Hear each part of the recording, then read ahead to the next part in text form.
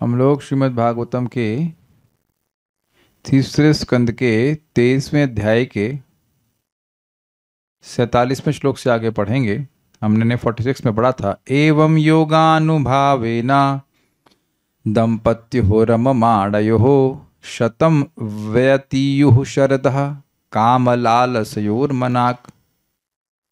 एवं इस प्रकार योगानुभावेना, योग के प्रभाव के द्वारा, दंपत्योः रममाण, दोनों दंपति जो रमण कर रहे थे उन्होंने शतम व्यतीयुः शरद, 100 शरद ऋतुएं व्यतीत कर दी, अर्थात 100 वर्ष व्यतीत कर दिए। काम लालस, कामना की लालसा के लिए, क्योंकि काम के लिए लालायित थे वो। लेकिन वह 100 साल उनको कैसे लगे? मनाक, एक मान लो बहुत थोड़ा ही समय बीता हो इस प्रकार से। और वॉइस कह रहे धीमी है, थोड़ी देर से वॉइस बढ़ा दीजिएगा। वहाँ इधर नहीं, यहाँ से नहीं, यहाँ से थोड़ा सा बढ़ा दीजिएगा। ठीक है, सुनाई पड़ रहा सबको? तो अब यहाँ तक, और या कह लीजिए अभी तक, कर्दम ऋषि ने अपने वीर का आधान उनके गर्भ में नहीं किया है। अब श्लोकों में आ रहा है कि वह समझ रहे हैं कि माता देवहूति की संतान प्राप्ति की इच्छा है। तो इस श्लोक में बता रहे हैं कि उन्होंने वीर का आधान 9 रूप में विभक्त होकर के किया और उसके कारण से 9 कन्याएं उत्पन्न हुई। अगले श्लोक में मेरे पीछे बोलिए, तस्यामाधत्तरेतस्तां भावयन् आत्मनात्मवेत्। तस्यामाधत्तरेतस्तां भावयन्नात्मनात्मवेत्। नोधा विधाय रूपं स्वं सर्वसंकल्पविद् विभुः। नोधा विधाय रूपं स्वं सर्वसंकल्पविद् विभुः। तस्यामाधत्तरेतस्तां भावयन् आत्मनात्मवेत्। तस्यामाधत्तरेतस्तां भावयन्नात्मनात्मवेत्। नोधा विधाय रूपं स्वं सर्वसंकल्पविद् विभुः। नोधा विधाय रूपं स्वं सर्वसंकल्पविद् विभुः।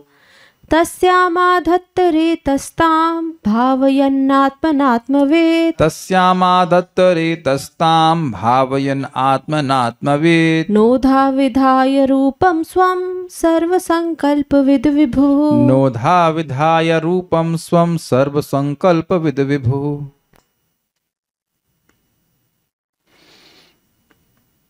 शक्तिमान कर्दम मुनि सबों के मन की बात जानने वाले थे और जो कुछ मांगे उसे वही प्रदान कर सकते थे।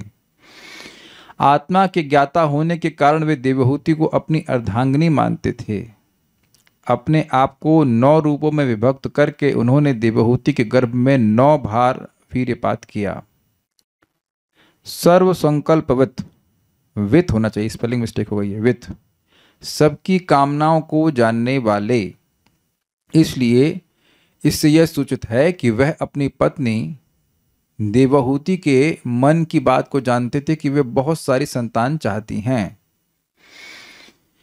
आत्मवित, आत्मज्ञानी, आत्मज्ञानी का मतलब है कि वह जानते थे कि वह देह नहीं है, इसलिए वह अपनी पत्नी में निरासक्त थे। इसी कारण से टीका में लिखा गया है कि वह इसी कारण से कन्या उत्पन्न हुई, क्योंकि जो पत्नी थी वो अधिक उत्तेजित थी, ये नहीं थे। ये मैंने पहले भी आप लोगों को समझाया था और यहाँ पे देखिए प्रमाण स्पष्ट है। आत्मविद कहने का क्या मतलब है? किसी ने संतान उत्पन्न किया तो उसमें आत्मविद कहने का क्या मतलब है? आत्मविद मतलब जो आत्मा को जानता हो, स्वयं को जानता हो। तो कहने का मतलब है कि क्योंकि पत्नी की इच्छा थी इसलिए वह ऐसा किए, अन्यथा वह तो स्वयं आत्मविद थे, वह तो निर्लिप्त थे, ये कहने का अर्थ है। विभु, कर्दम जी, विभु मतलब सर्वसमर्थ। तो उसमें क्या इंपॉर्टेंट बातें आ रही हैं सर्वसमर्थता की? एक, अपनी पत्नी के संकल्प को जानना। आप कहेंगे इसमें कौन सी बड़ी बात है? कश्यप ऋषि ही आगे जाकर दिति के द्वारा चीटेड होंगे। दिति फिर चाहेंगे कि संतान हो जो इंद्र को मारने वाली हो, तो अपने पति की खूब सेवा करेंगे, मीठे मीठे शब्दों में सेवा बोलेंगी, सब कुछ होगा। तो उनके पति कहेंगे, छठे स्कंद में आता है कि वो कहेंगे तुम्हें जो इच्छा वो मांग लो। तो कहेंगे मुझे इंद्र को मारने वाला पुत्र चाहिए। तो वहाँ कहते हैं कि स्त्रीणाम को वेद चिष्टितम, किसी की स्त्री के मन में क्या चल रहा है वह कोई नहीं जान सकता है। तो इतना आसान भी नहीं है किसी के मन की बात को जानना। लेकिन सर्व संकल्पविद, वह सबके संकल्प को जानने वाले थे, तो अपनी पत्नी के संकल्प को जान ले, क्योंकि पत्नी ने कहा तो है नहीं कि भी संतान चाहिए, एटलीस्ट अभी नहीं कहा है, पहले कहा था अभी नहीं कहा है तुरंत। तो कई समय बीत गया विहार करते हुए, और अब उनको मालूम चल गया कि अब इनकी इच्छा संतान प्राप्त करने की है। एक बात। दूसरा, अपने आप को 9 रूपों में विभाजित कर दिया। तो 9 रूप में विभाजित करके संतान उत्पन्न करने का प्रयास करना, कोई प्रयास नहीं, कोई संतान उत्पन्न किया हो ऐसा भी कहीं नहीं सुना गया, इसलिए भी विभु कह रहे हैं। और आप देखेंगे कि संतान भी तुरंत हो गई, वो बड़ी, ना उनको दूध पिलाना पड़ा ना कुछ, वो अभी अगले श्लोक में देख लीजिएगा। तो ये सब करने का सामर्थ्य किसका है? विभु। क्योंकि समझ लेना चाहिए पिछले श्लोक से योग प्रभाविना, उनका विहार भी योग के प्रभाव से था, और संतान उत्पत्ति भी यद्यपि लग रहा है कि नॉर्मल वे में हो रही है, लेकिन ऐसे नॉर्मल वे में होती नहीं है। कह रहे हैं आत्मना। आत्मना का मतलब अपनी बुद्धि के द्वारा अपनी अर्धांगिनी के रूप में भावयन, यानी भावना करते हुए, मतलब ये मेरी पत्नी है ऐसी भावना करते हुए। और इससे यह सूचित हो रहा है, श्रीधर स्वामी कहते हैं कि अत्यंत प्रीतिपूर्वक ये सोचते हुए कि ये मेरी पत्नी है। देखिए, पत्नी के प्रति सहज प्रेम होता है तो उसको देख करके व्यक्ति ये भावना करता ही है कि ये मेरी अर्धांगिनी है, मेरी पत्नी है, मेरे पे डिपेंड है, सब बातें आती हैं। तो ये सब सोचते हुए ये सब भावना उनकी थी, इसको आत्मना भावयन शब्द से सूचित किया जा रहा है। बुद्धि के द्वारा सोचना है कि मेरी पत्नी है, ये चाहती कि संतान हो, तो इसलिए स्वरूपम नवधा, अपने रूप को 9 भागों में विभाग करके, ताम, उस देवहूति के, तस्याम, उसके गर्भ में, रेता आदत्त, अपना बीज स्थापित किया, अपना वीर को स्थापित किया। तस्याम, उन माता देवहूति के गर्भ में, आदत्त रेत से ताम, उन्होंने अपना वीर स्थापित किया।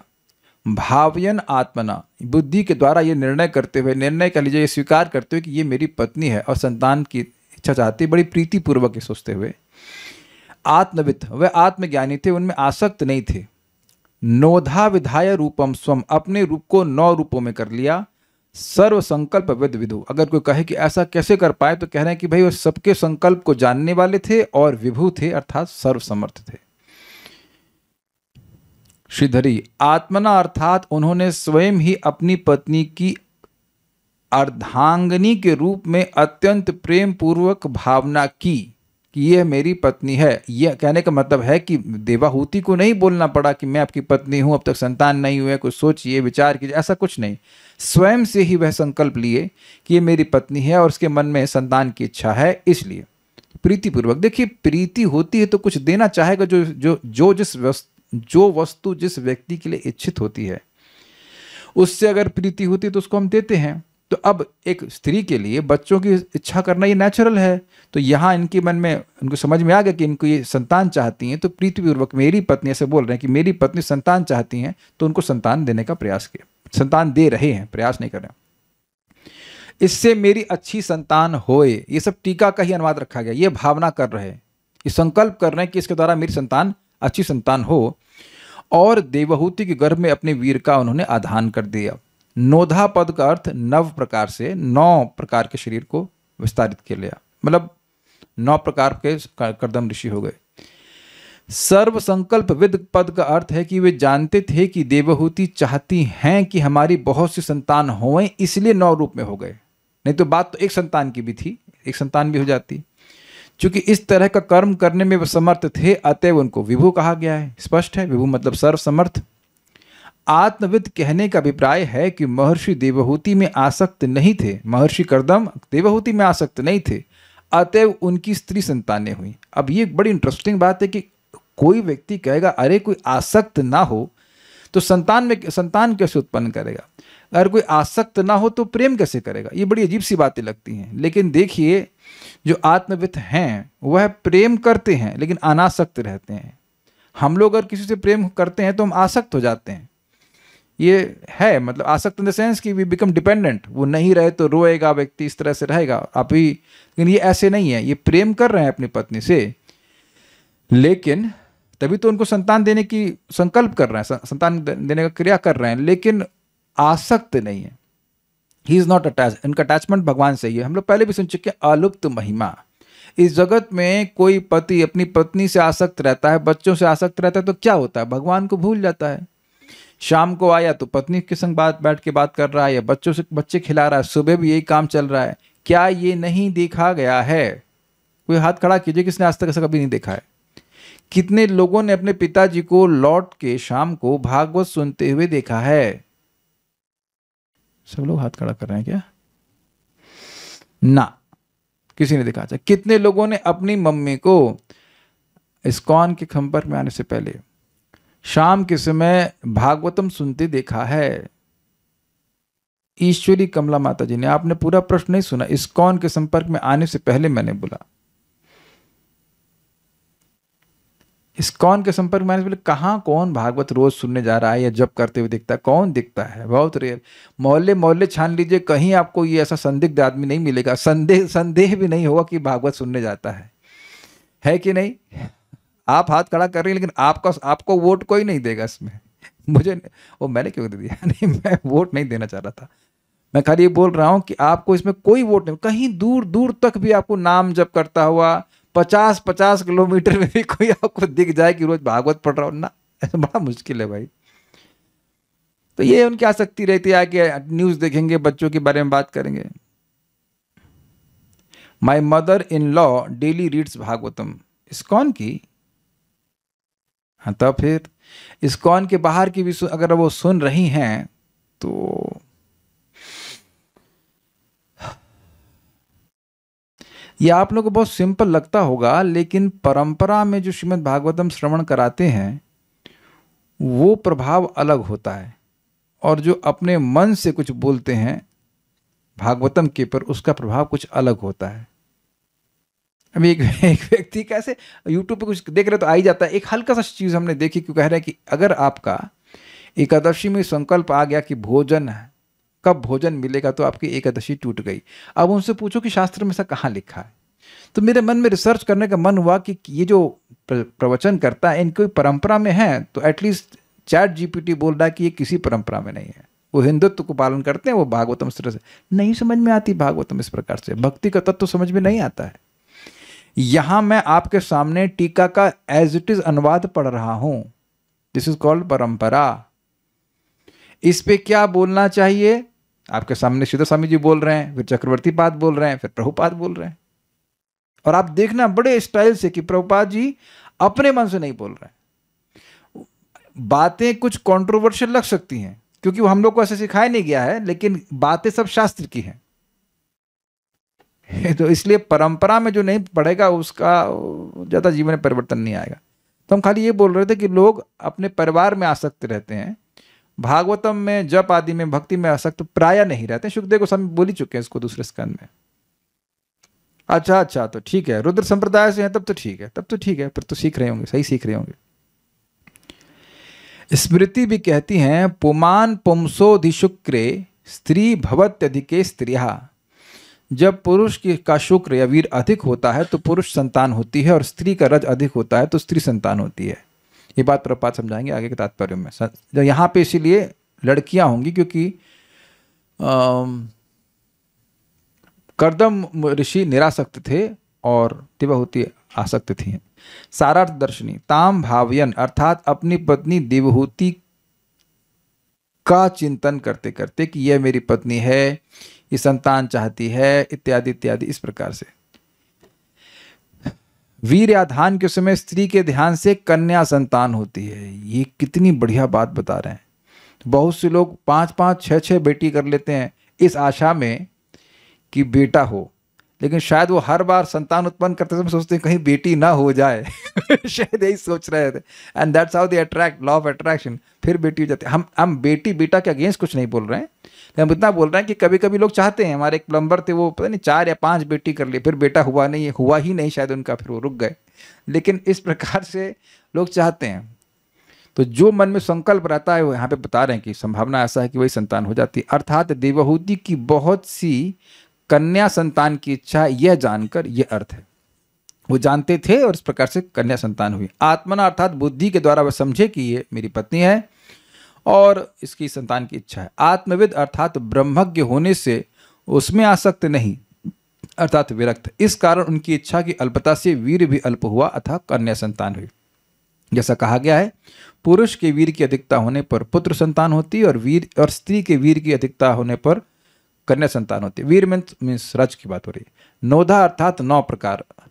सर्व संकल्पविद अर्थात देवहूति की बहुत संतान की इच्छा है, इसको वह जानते थे। और विभु अर्थात सभी विषयों में जो समर्थ है, अपने को विस्तार करने में भी समर्थ है। तात्पर्य, चूंकि कर्दम मुनि जान गए थे कि देवहूति कई संतानें चाहती है, अतः उन्होंने एक ही बार में 9 संतानें उत्पन्न की। यहां पर उन्हें विभु कहा गया है, अर्थात वे सर्वाधिक शक्तिमान स्वामी थे। उन्होंने अपनी योग शक्ति से देवहूति के गर्भ से 9 कन्याएं उत्पन्न करी। अब मेरे पीछे बोलिए। अतः सा सुषुवे सद्यो, अतः सा सुषुवे सद्यो देवहूति स्त्रियः प्रजाः, देवहूतिः स्त्रियः प्रजाः, सर्वास्तांश्चारु सर्वांग्यो, सर्वास्तांश्चारु सर्वांग्यो, लोहितोत्पलगन्धयः, लोहितोत्पलगन्धयः। अतः सा सुषुवे सद्यो देवहूतिः स्त्रियः प्रजाः, अतः सा सुषुवे सद्यो देवहूतिः स्त्रियः प्रजाः, सर्वास्ताश्चारु सर्वांग्यो लोहितोत्पलगन्धयः, सर्वास्ताश्चारु सर्वांग्यो लोहितोत्पलगन्धयः। अतः सा सुषुवे सद्यो देवहूतिः स्त्रियः प्रजाः, अतः सा सुषुवे सद्यो देवहूतिः स्त्रियः प्रजाः, सर्वास्ताश्चारु सर्वांग्यो लोहितोत्पलगन्धयः, सर्वास्ताश्चारु सर्वांग्यो लोहितोत्पलगन्धयः। तो पहले फोटो डाल दिया मैंने गलती से। उसके तुरंत बाद उसी दिन देवहूति ने 9 कन्याओं को जन्म दिया, जिनके अंग अंग सुंदर थे और उनसे लाल कमल की सी सुगंधी निकल रही थी। तो यहाँ पे माता देवहूति अपने 1 2 3 4 5 6 7 8 9 कन्याओं को, चैट जीटीपी ने एक कन्या को छोटा बना दिया, लेकिन ऐसा नहीं था, सारी कन्या एक ही उम्र की थी। बड़ी प्यारी लग रही बच्ची ना। सोचो अगर ये छोटी पैदा होती तो देवहूति का तो दिमाग ही खराब हो गया होता। पै पै पै पै सब 24 घंटे है ना। एक संतान को मैनेज करना मुश्किल है, नींद खराब कर देती हैं। जब भी हमको ये नहीं पता कि जो लड़कियां बच्ची होती हैं वो परेशान अधिक करती हैं कि लड़के अधिक परेशान करते हैं, क्या वोट मिल रहा है सब डिवीजन हो जाएगा। बट इट डिपेंड्स बच्चा कैसा है। लेकिन मेरी माँ बोलती थी हम उनको वो दूध की बोतल लगा देती थी, हम खुश हो जाते थे, पहले हम ज़्यादा डिस्टर्ब नहीं करते थे। लेकिन मेरी दीदी बहुत रोती थी। अब मुझे क्या पता, अपना गुणगान तो कर ही सकते हैं कौन जानता है। लेकिन कुछ बच्चे बड़े परेशान करते हैं। आजकल तो हम देख रहे हैं कि बस ये ले फोन ले ले और शांत बैठ। बाप रे बाप, एक दाई लगा दी दूसरी दाई। और अद्भुत बात ये कि बच्चों को जब तक फोन ना दो वो बवाल करते रहे।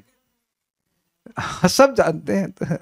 वो एक मैं शेव कराने गया तो एक नाई की बच्ची आ गई, 2 बच्चे थे, एक बच्चे, दोनों बच्चे सीखते हैं, बहुत दंगल कर रहे थे। ऐसे लो फोन ले लो। तो दूसरा नाई उसको ऑन करने वाला था फोन को, तो बोला ना ये सब जानती हैं छोटी बच्ची सब जानती हैं। एक भक्त घर में हम गए थे, उनका बच्चा माँ और पिताजी नहीं बोलता है, लेकिन उसको वाईफाई ऑन करना आता था। How condition soul is eager for sense gratification. किसी भी रूप में कार्टून देखना है ना भाई। तो एनीवेज, बच्चे अगर ऐसे हो जाएं तो किसी को दिक्कत ना हो, लेकिन बच्चे इतनी जल्दी और इस तरह से होते नहीं हैं। धड़ाधड़ बच्चे हो गए, बच्चियां सॉरी। अतः इसलिए क्योंकि 9 रूपों में उन्होंने धान किया था, इसलिए सा मतलब उस देवहूति ने सद्य मतलब तुरंत, उसी दिन। अब ये टीका करने की क्या जरूरत है। देखिए, सद्य का अर्थ अलग अलग कंटेक्स्ट में अलग अलग हो जाता है। वेदवाद ने जल्दी से रोटी बनाना, तो यहाँ जल्दी का मतलब है कि 10 मिनट में रोटी बनाना। लेकिन अब कभी कभी शादी होती है और कोई कहते हैं बड़ी जल्दी पैदा करती है बच्चे, तो अब जल्दी का मतलब 10 मिनट नहीं, वहाँ जल्दी का मतलब 1 साल में ही संतान हो गई तो हमें जल्दी कर दिया। तो यहाँ पे सद्य कहने का मतलब कोई ना सोच सकता साल भर में पैदा किया हो या कुछ किया। भाई नेचुरली आप क्या सोचोगे, साल भर के बाद संतान हुआ, लेकिन यहाँ कह रहे हैं सद्य मतलब उसी दिन। और ये आश्चर्य सूचित कर रहा है कि ये संतानें नॉर्मल तरह से पैदा नहीं हो रही हैं। आधान हुआ, उनका शरीर डेवलप हुआ और 9 बच्चे गर्भ में, बाप रे बाप, 9 बच्चे गर्भ में, और वो तुरंत पैदा हो गए। ये सब योग के प्रभाव से हो रहा है। जब पिताजी 9 भागों में अपने आप को 9 रूपों में विभक्त कर सकते हैं, तो लड़कियां भी इस प्रकार की हों तो कौन से आश्चर्य की बात है कि तुरंत 9 लड़कियां पैदा हो गई। स्त्रियां मतलब 9 कन्याएं, प्रजा यानी संतानों को सुश्वे जन्म दिया। ताह सर्वा सर्वांग्य, वे सभी सर्वांग यानी सारे अंगों से चारु अर्थात सुंदर थी। मतलब किसी की नाक भेड़ी नहीं थी, आंखें भेड़ी नहीं थी, नाक टेढ़ी नहीं थी, सब सुंदर थी। और उनके लोहित उत्पल गंध, शरीर से लाल कमल की सी सुगंध आ रही थी। हमको तो पहले व्हाइट वाले की सुगंध नहीं समझ में नहीं आ रही थी, अब लाल भी आ गया। मैंने पहले ही पूछा था कि भाई कमल की गंध कैसी होती है। तो पिछली वाली 1000 जो कन्याएं थीं, जो दासियां थी, उनसे सफेद कमल की खुशबू आ रही थी। अब इन बच्चों की लाल कमल की गंध आ रही, हमें कोई गंध नहीं आ रही, इसलिए हम समझ नहीं पा रहे। बट एनीवेज यू एक्सेप्ट कि दे वर वेरी ब्यूटीफुल। अतः सा सुश्वे सद्यो, इसलिए क्योंकि 9 रूपों में विभक्त किए थे करदम जी, इसलिए सा उस देवहूति ने सुश्वे सद्यो जन्म दिया उसी दिन। देवहूति मतलब देवहूति ने किसको? स्त्री प्रजा, कन्याओं को जन्म दिया। सर्वास्ता तास चारु सर्वांग्यो, वह सभी के सभी सुंदर थीं और सभी अंगों से सुंदर थीं, और उनके शरीर से लोहित उत्पल गंध, लाल कमल की गंध आ रही थी। बड़ी सुंदर कन्याएं हैं, देखिए भाई। तात्पर्य पढ़िए, मैं पढ़ लेता हूं। देवहूति अत्यधिक कामोत्तेजित थीं, जिससे उसके अधिक अंडाणु स्खलित हुए और 9 कन्याएं उत्पन्न हुई। स्मृति शास्त्र तथा साथ ही साथ आयुर्वेद में यह कहा गया है कि जब पुरुष का स्खलन अधिक होता है तो पुत्र उत्पन्न होते हैं, और जब स्त्री का स्खलन अधिक होता है तो पुत्रियां होती हैं। परिस्थितियों से प्रतीत होता है कि देवहूति अधिक कामोत्तेजित थी, अतः उसने तुरंत 9 कन्याओं को जन्म दिया। किंतु सभी कन्याएं अतीव सुंदर थीं और उनके शरीर सुगठित थे।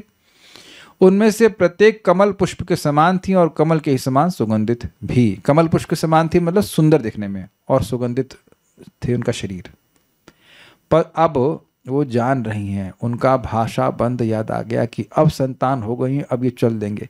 क्योंकि देखिए, उन्होंने ये नहीं कहा था कि लड़का होगा तब मैं छोड़ूंगा, उनका संतान होगी तो मैं चल दूंगा। और ऐसा भी नहीं था, माता देवहूति सोची तो नहीं थी कि अब संतान होगा तो अब ये तुरंत ही हो जाएंगे, तुरंत ही भाग लेंगे, ये ऐसा तो होगा नहीं। ऐसा कहाँ सोचता है, कम से कम और 9 महीना साल भर रुकेंगे, लेकिन ऐसा कुछ भी नहीं। तो अब वह समझ गई कि ये जाने वाले हैं, इसलिए बाह्य रूप से मुस्कुरा रही थी, लेकिन अंदर में उनके दुख था। पतिम सा प्रव्रजिष्यन्तम तदा लक्ष्योषति बहिः, पतिं सा प्रव्रजिष्यन्तं तदा लक्ष्योषति बहिः, स्मयमाना विक्लव्येन हृदयेन विदूयत, स्मयमाना विक्लवेन हृदयेन विदूयत। पतिं सा प्रव्रजिष्यन्तं तदा लक्ष्योषति बहिः, पतिं सा प्रव्रजिष्यन्तं तदा लक्ष्योषति बहिः, स्मयमाना विक्लव्येन हृदयेन विदूयत, स्मयमाना विक्लवेन हृदयेन विदूयता। पतिं सा प्रव्रजिष्यन्तं तदा लक्ष्योषति बहिः, पतिं सा प्रव्रजिष्यन्तं तदा लक्ष्योषति बहिः, स्मयमाना विक्लवेन हृदयेन विदूयता, स्मयमाना विक्लवेन हृदयेन विदूयता। जब उन्होंने देखा कि उसके पति गृह त्याग करने ही वाले हैं, तो वह बाहर से हंसी मतलब मुस्कुराई, किंतु हृदय में अत्यंत विकल और संतप्त थी। तो एक फोटो दिखाया गया कि अब यहाँ पे करदम ऋषि जाने वाले हैं, पीछे उनकी कन्याएं हैं, और माता देवहूति मुस्कुरा रही क्योंकि पति के सामने है। पति के सामने से मुंह लटका के नहीं रहना चाहिए, ये कल्चर है, लेकिन उनके मन में एक दुख है कि पति हमारे अब संन्यास लेने जा रहे हैं, जान रही हो। तदा पतिम प्रव्रजिष्यन्तम, उस समय पति की संन्यास लेकर जाने की इच्छा आलक्ष्य देखकर, आलक्ष्य मतलब लक्षित करके, चिन्हित करके, समझकर, उषति सुंदर, सा देवहूति बहिस्मयमाना बाहर से मुस्कुरा रही थी, किंतु हृदयेन विक्लवेना मन से व्याकुल होने से विदूयता अर्थात खिन्न थी। समझ आ गया? तो श्लोक इजी है।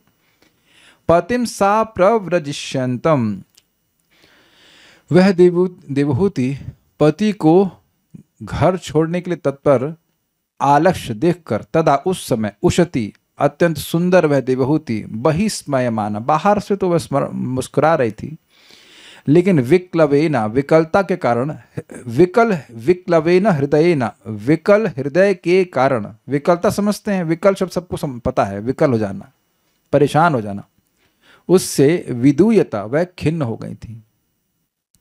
तात्पर्य, कर्दम मुनि ने अपनी योग शक्ति से अपने गृहस्थी के कार्यों को जल्दी ही समाप्त कर लिया। हवा में प्रासाद खड़ा करने, अपनी पत्नी तथा गंधर्व कन्याओं के साथ समग्र ब्रह्मांड का भ्रमण और फिर संतान उत्पन्न करने के कार्य समाप्त हो चुके। अब अपने पूर्व वचनों के अनुसार उन्हें अपना घर छोड़कर आत्मबोध की अपनी असली रुचि के लिए प्रस्थान करना था। अपने पति को प्रस्थान की स्थिति में देखकर देवहूति मन ही मन अत्यंत विकल थीं, किंतु ऊपर से हंस रही थीं। कर्दम मुनि के उदाहरण को अच्छी तरह समझ लेना चाहिए। जिस व्यक्ति की प्रमुख रुचि कृष्ण भावनामृत में है, यदि वह गृहस्थ जीवन में फंस भी जाता है तो उसे घर के आकर्षण को जितनी जल्दी हो सके त्याग देने के लिए उद्यत रहना चाहिए। प्रभुपाद समझाते हैं कि जिस व्यक्ति ने ब्रह्मचारी जीवन बिताया है उसके लिए पूरा समय गृहस्थ जीवन में बिताना मुश्किल होता है। देखिए, जीवन का उद्देश्य गृहस्थी नहीं है। आप कहेंगे ऐसा क्यों कहते हैं? क्योंकि प्रायः गृहस्थी लोग ऐसे ही जी रहे हैं। पत्नी का पालन करना है, बच्चों का पालन करना है, ये करना है, वो करना है, उनकी शादी करनी, इसी में वो अपना जीवन बिता देते हैं। और जो जीवन का मुख्य उद्देश्य है, भगवान की ओर आगे बढ़ना है, एटलीस्ट भगवान की प्राप्ति ना हो पाए तो एटलीस्ट कम से कम भगवान की ओर आगे तो बढ़ें, उधर व्यक्ति को ध्यान बिल्कुल नहीं रहता है। पश्चन श्रोतव्यादीनि राजेन्द्र नृणाम न सन्ति सहस्रशः अपश्यताम आत्मतत्वम गृहेषु गृहमेधिनाम। जो गृहमेधी हैं उनके लिए हजारों हजारों बातें सुनने के लिए हैं, लेकिन भगवान की बात सुनने के लिए उनके पास कोई भी टाइम नहीं है। बहुत अच्छा श्लोक है। दिवाचार्थ हये राजन कुटुंब भरणे नवा, भूल रहा हूं श्लोक, कि दिन के समय वो काम करते हैं और कुटुंब का भरण करते हैं, और रात्रि के समय निद्रा में या भोग आदि में व्यतीत कर देते हैं। निद्रा नक्तम वैवायेन च वयः, निद्रया ह्रियते नक्तम वैवायेन च वयः। इस तरह से पूरा दिन कहीं भगवान के लिए समय रहता ही नहीं है। और देखा जाए तो कर्दम ऋषि इसी तरह से देवहूति के संग रहे हैं जब से वो महल बना है। मैंने पहले भी आपको बताया कि अभी तक तो कोई वर्णन नहीं आया है कि वो भगवान की बात बोले हों। अब एक प्रश्न हो सकता है, हुआ भी है, भक्त ने हमसे पूछा कि क्यों दोनों लोग डिवोटी थे तो वो क्यों नहीं बोले होंगे, ये क्यों हम कैसे स्वीकार करें कि भगवान की एक मतलब भागवतम क्लास वो दिए ही नहीं होंगे इतने समय तक, क्योंकि लिखा नहीं है ऐसा। और इस बात को वो अभी अब आगे के श्लोकों में देखेंगे। देवहूति कहेंगे कि यद्यपि मैंने केवल इंद्र तृप्ति के लिए आपका संगत किया, फिर भी मेरे संग धोखा नहीं होना चाहिए, क्योंकि आप महान हैं। देखिए, ये आप लोगों का अनुभव होगा कि कुछ कुछ तो आप भगवान के बारे में जानने लग गए हो, लेकिन सामने वाला जब सुनना ही नहीं चाहता है तो आप बोलते भी नहीं हो। क्या कभी आप लोगों का ऐसा अनुभव नहीं हुआ है कि कोई सुनना ही ना चाहे तो आप बोलेंगे कैसे? तो व्यवहारिक बात कर लेते हैं, जो काम भर की बात है वो कर लेते हैं। तो उस समय देवहूति भागवतम की बात श्लोक नहीं सुनना चाहती थी। ये आगे भी आप चित्रकेतु महाराज के प्रसंग में सुनेंगे। अंगिरा ऋषि आते हैं तो उस समय चित्रकेतु महाराज भागवतम नहीं सुनना चाहते हैं, वो लड़का चाहते हैं। हमको भागवत नहीं चाहिए, हमको लड़का चाहिए। तो वो लड़का देके चले जाते हैं। तो जब लड़का मर जाता है और वो दुखी हो जाते हैं, तब उन्हें भागवत का उपदेश उसी लड़के से दिलवा देते हैं, जिंदा करा करके। लोग अलग स्टाइल है प्रीचिंग करने का, लेकिन जो भी है। और उसके बाद भी उनकी 1 करोड़ पत्नियां रहती हैं, लेकिन दोबारा संतान उत्पन्न करने के लिए वो नहीं सोचते हैं। ये सिंपली एंगेजेस इन कृष्ण कॉन्शियसनेस।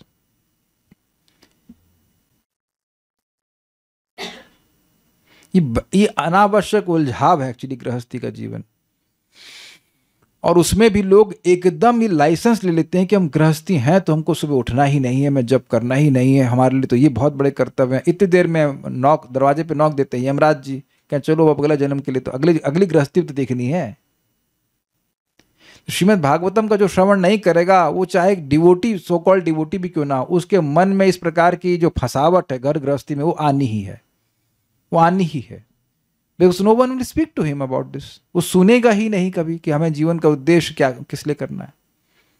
और ये मैं देख रहा हूं कि जो लोगों को उस प्रकार से सुनने का नहीं मौका मिलता, उनके लिए सुबह उठना और नाम जप करना बहुत बड़ा पुरुषार्थ हो जाता है।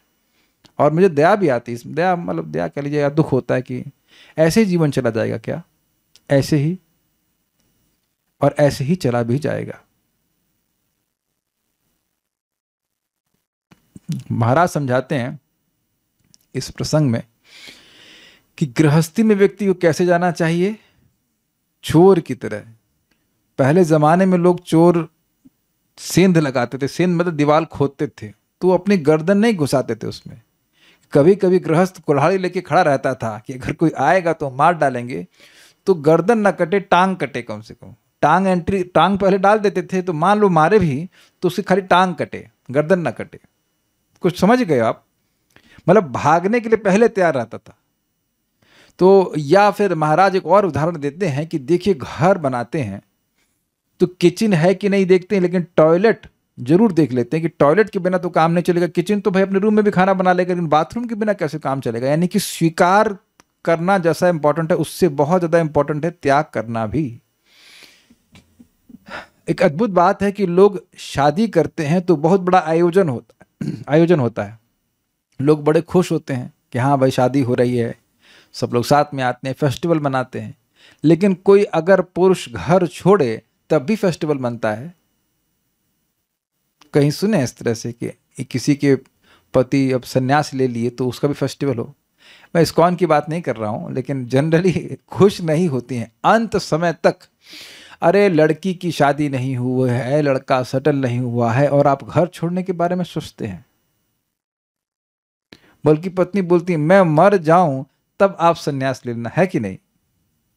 मतलब मरने, जब तक मैं मरूं नहीं तब तक आप सन्यास नहीं ले सकते। हो सकता है कि पति अगर पूरा मेंटेनेंस की व्यवस्था कर दे तब भी नहीं चाहती कि वो सन्यास ले। ये स्थिति है, आसक्ति रहती है। और फिर इसमें होता क्या है कि व्यक्ति अब घर परिवार की चीजों में ही सोचता रहता है। बेटे का सेटलमेंट नहीं हुआ, अभी तो कितना छोटा है, मास 30 साल का तो हुआ ही है, ये अपना भला बुरा भी नहीं समझ पा रहा है। फिर लड़की की शादी हुई, अरे लड़की की संतान नहीं हो रही, उसकी कुछ व्यवस्था करनी है, या हो गई तो अरे उसकी सास उसको बहुत परेशान कर रही, उसमें उलझा ही रहेगा। हम ये देख रहे हैं कि बहुत बार लोग बोलते हैं बस हमारी लड़की की शादी हो जाए, तो इसका मतलब आपकी लड़की की शादी हो जाएगी तो सारी टेंशन समाप्त हो जाएगी। तो आपकी शादी हो गई तो आपकी टेंशन समाप्त हो गई। कितने लोग यहाँ हाथ खड़ा करेंगे कि उनकी शादी हो गई तो उनकी सारी टेंशन समाप्त हो गई? कोई तो हाथ खड़ा करो। किसी शहर से कोई वोट नहीं मिल रहा है तो आप ये नहीं, देखो जगत में सबको दुख मिल रहा है, तो इसलिए आप ये नहीं कह सकते कि गृहस्थी में चले गए तो आपकी टेंशन समाप्त हो गई। वो जो टेंशन कुछ समाप्त हो रही, वो श्रीमद् भागवतम के श्रवण की वजह से हो रही, नाम जप की वजह से हो रही है। अन्यथा ये छोड़ दीजिए तो फिर तो इतना बवाल हो जाएगा कि क्या कहा जाएगा। इतनी इच्छाएं, ये नहीं है वो नहीं, क्योंकि मैं अनुभव किया हूं अपने घर में। हम खुद ही बोलते थे मम्मी ये ले होना चाहिए घर में, वो होना चाहिए, ये होना चाहिए, वो होना चाहिए। उसमें कौन सा भागवतम सुनते थे? फिर बच्चों की इच्छाएं, फिर पत्नी की इच्छाएं और पति की इच्छा, इस तरह से पूरा जीवन उलझा रहता है और इस प्रकार से वह अपना समय को खत्म कर देते हैं। तो इसलिए कह रहे हैं कि उद्यत होना चाहिए, ये बात है कह रहे हैं।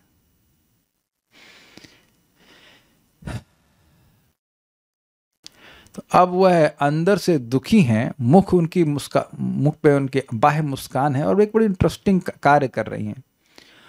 जब स्त्रियां दुखी होती हैं तो ऊपर से वो नहीं बोल रही होती हैं, कल्चर्ड स्त्रियां, तो वह अपने पैर के नाखून से धरती को खोदने लगती हैं, एंड दैट इंडिकेट्स कि वह दुखी हैं। ऐसा ही गोपियां भी करेंगी। हम आगे दशम स्कंद में सुनेंगे जब भगवान उनको वापस जाने के लिए कहेंगे। पहले तो वह वेणुनाद के द्वारा उनको बुलाते हैं वंशी वादन करके, और फिर कहते हैं अच्छा आपने देख लेना जंगल की सुंदरता, अब आप वापस जाइए। तो वहाँ वो चुप खड़ी हो जाती हैं, आंखों नीचे देख रही होती हैं, आंसुओं से रो रही होती हैं और जमीन को खोद रही होती हैं। ये स्त्रियों का स्वभाव होता है। तो यहाँ पे इसी बात को कहते हैं, लिखन्ति अधोमुखी भूमिम पदानखमणि श्रिया।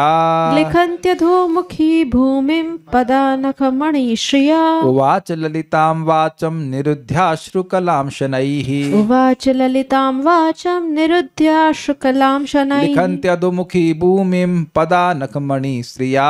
लिखन्त्यधोमुखी भूमिं पदानखमणि श्रिया। उवाच ललितां वाचं निरुध्याश्रुकलां शनैः। उवाच ललितां वाचं निरुध्याश्रुकलां शनैः। लिखन्त्यधोमुखी भूमिं पदानखमणि श्रिया। लिखन्त्यधोमुखी भूमिं पदानखमणि श्रिया। उवाच ललितां वाचं निरुध्याश्रुकलां शनैः। उवाच ललितां वाचं निरुध्याश्रुकलां शनैः। वह खड़ी थी और मणितुल्य नाखूनों से मंडित अपने पैर से पृथ्वी को कुरेद रही थी। ये समझे, उनके नाखून बहुत चमक रहे थे, इसलिए उनकी तुलना मणि से कर रहे हैं। उसका सिर झुका था और वह अपने आंसुओं को रोककर धीरे धीरे मोहक वाणी से बोली। तो यहाँ आप देख सकते हैं कि वह सुंदर हैं, मंगलसूत्र पहना है, ऑब्वियसली विवाहित हैं, और उन्होंने नाखून से प्रयास करके दिखाया गया कि वह जमीन को खोदने का प्रयास करें। वैसे तो वहाँ की जमीन मिट्टी वाली नहीं थी, फर्श था, लेकिन उस पर उसे कुरेच रही हैं, ऐसा कहने का। अधोमुखी नीचे मुख करके, नखमणि नखों से जड़ी मणियों से, मतलब नखमणि मतलब नाखून ही जो मणि थी, श्रिया सुशोभित पदा चरण से भूमिम लिखंती पृथ्वी को कुरेदते हुए। लिखंती मतलब कुछ लिख रही हैं, वो उस लिखने को मतलब नहीं 8 बनाना या 6 बनाना, जो कुछ भी उसमें मतलब ऐसा कुछ नहीं, कुछ लिख रही हूँ आ बी बी ऐसा कुछ नहीं, ऐसे कुछ लिख रही, कुरेद रही थी। अश्रुकुलाम निरुद्ध, आश्रुओं को रोक कर, क्योंकि एकदम आंसू प्रस्तुत करना अच्छा नहीं होता। शनय ललिताम वाचम उवाचा, धीरे से मधुर वाणी में वह बोली। लिखंति अधोमुखिम भूमि, अब अधोमुखी नीचे देखते हुए भूमि पर वह लिख रही थी, भूमि को कुरेद रही थी। कैसे? पदा नख मणि श्रेय, जो चरण, जिनके चरण, जो चरण नख रूपी मणियों से सुंदर लग रहे थे। और ललिताम वाचा उवाचा, मधुर वाणी में वो बोली। निरुद्ध अश्रु कलाम, अपने आंसुओं को रोकते हुए। शनय मतलब धीरे से बोली, बहुत जोर से नहीं कहीं। श्रीधरी, देवहूति ने जान लिया कि पतिदेव संन्यास ग्रहण करके वन जाना चाहते हैं, किंतु ऊपर से मुस्कुराती हुई और भीतर से उनका हृदय संतप्त ही हो रहा था। उन्होंने कहा, ये आगे के श्लोक से अन्वय है, आगे मतलब एक्चुअली 49 और 50 दोनों को जोड़ लिया है, इसलिए कह रहे हैं। नख रूपी मणि से सुशोभित चरणों से भूमि को कुरेदती हुई उन्होंने कहा, यह अत्यधिक चिंता का लक्षण है। क्या चिंता का लक्षण है? वाणी को रोक रही हैं और अश्रुओं को वाणी को उसे धीरे धीरे बोल रही हैं और अश्रुओं को रोक रही हैं। भाई वो हेल्पलेस हैं। अगर इस समय कर्दम मुनि चले ही जाएं तो क्या कर सकते हैं? कुछ नहीं कर सकती हैं। और उनके पिताजी भी कुछ नहीं कर सकते हैं, क्योंकि पहले ही बात हो गई थी। तो व्हाट शी कैन डू? एक डिटैच्ड व्यक्ति को आप कभी कंट्रोल नहीं कर सकते। ये ध्यान रखिएगा। कोई व्यक्ति अगर डिटैच्ड है तो उसे कोई कंट्रोल नहीं कर सकता। वो धन से डिटैच्ड है, ऐश्वर्य से, सुविधा से, हर चीज से अगर कोई व्यक्ति डिटैच्ड है, हम लोग तो ऐसे हैं नहीं, लेकिन अगर डिटैच्ड है तो उसे कोई कंट्रोल नहीं कर सकता।